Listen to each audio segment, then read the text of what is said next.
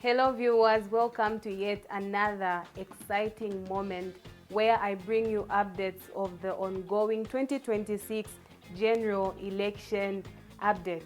I am your host, Brenda Chansa, and I'll be bringing to you news on how the pre-processing of presidential nomination of supporters is unfolding here in Lusaka and in the other parts of the country. On the 11th of May 2026, the Electoral Commission of Zambia, ECZ, commenced the provincial pre-processing of presidential supporters, which is scheduled to end on the 15th of May 2026. Here, aspiring presidential candidates battle it out with numbers as they try to prove to ECZ if indeed they have the support and they have the numbers. In a schedule shared by the Electoral Commission of Zambia, on the 11th of May, 6 candidates were scheduled to present their 100 supporters. However, only 3 successfully managed to pass, while the other 3 still faced challenges in reaching the threshold. On the 12th of May, Tuesday 2026, the ball was still hot as other parties showed up. Furthermore, on Tuesday, we see President for the Exodus Party entirely dropping out and joining forces with Harry Kalaba, President for Citizens First Party, successfully organizing and passing their 9 hours slot without any issues. However, it became a ghost town as the Third Liberation Movement and EFF both missed their scheduled times. We also see the People's Party struggling early as they had only 85 supporters, but eventually they managed to reach the threshold and passed. Lastly, the Patriotic Front closed the day with successfully passing the 100 threshold of supporters. 13th May 2026, Wednesday, was not equally spared by the political drama. The day started off smoothly with the Patriots for Economic Progress successfully reaching the threshold and managed to pass. However, when DPP showed up, their president, Dr. Kafula Mulanga, made some shocking claims.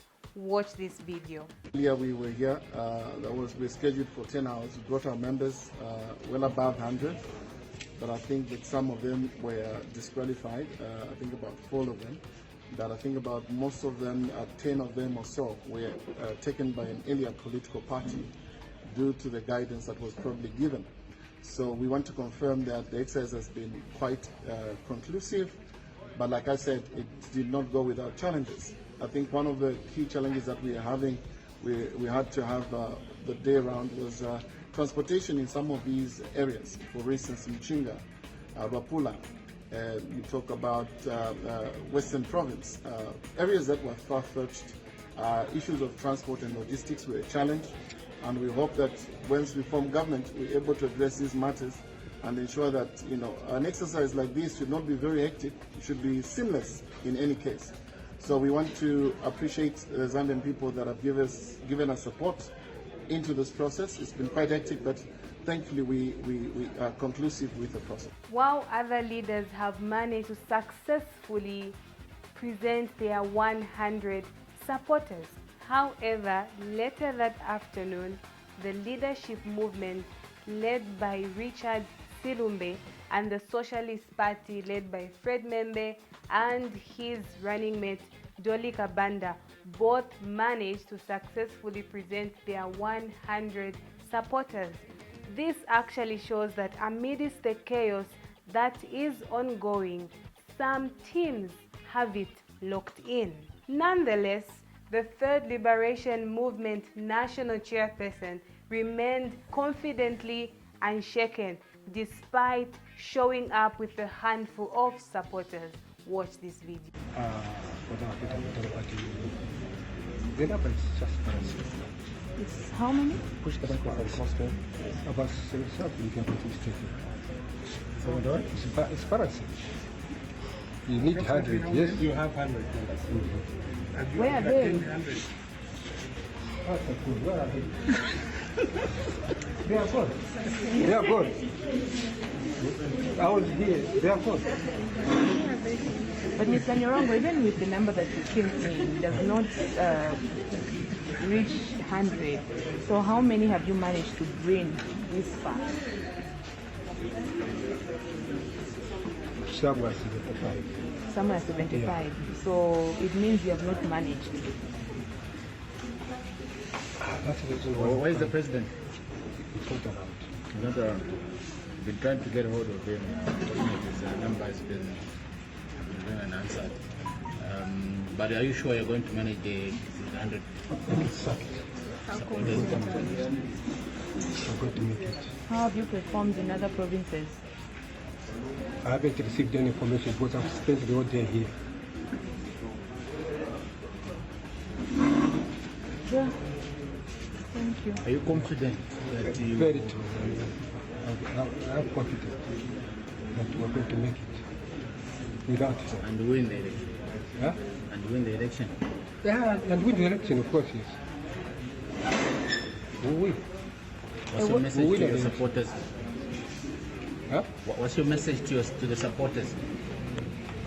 What is it? The message is that we mobilize them as well as to go for campaigning. That's where they will hear the message. That's the message that we're going to deliver to people. We have it according to our message. That's it. Is there anything else that you want to add? But like I said earlier on, I didn't prepare for this. Okay. I'm John Nyorongo. We wish you all the best. Mr. Thank you, Nyorongo. thank you, thank you. The Electoral Commission of Zambia has, however, given a grace period of up to next week for the presidential candidates that did not manage to reach the threshold of up to 100 supporters. Can you believe it? Supporters being stolen at the finish line? Is it just an excuse, or the supporters are really being pushed behind the scenes? Furthermore, some leaders remain confidently unshaken, even though being abandoned by their supporters. But the real question remains, are they going to manage to battle it out with the current president in the 2026 general elections? Let me know what you think in the comment section. And don't forget to subscribe to his YouTube channel and also to like the video.